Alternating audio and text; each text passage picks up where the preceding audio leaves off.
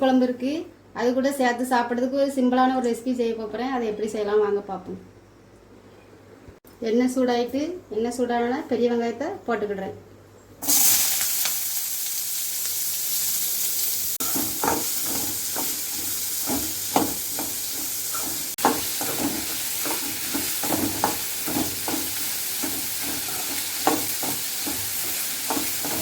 தக்காளி கட் பண்ணி வச்சுருக்கேன், அதையும் போட்டுக்கிடுறேன்.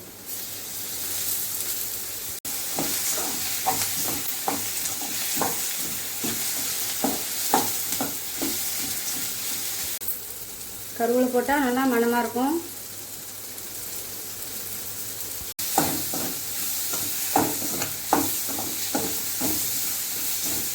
உடச்சி உள்ள ஊற்றிடுவோம்.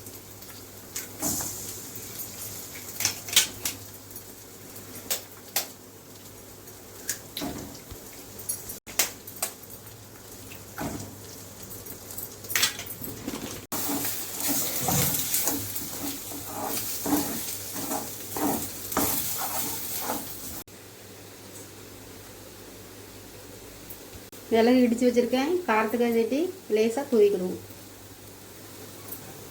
இந்த வீடியோ பிடிச்சிருந்தா நம்ம சேனலை லைக் பண்ணுங்கள். அடுத்த வீடியோவில் பார்க்கலாம்.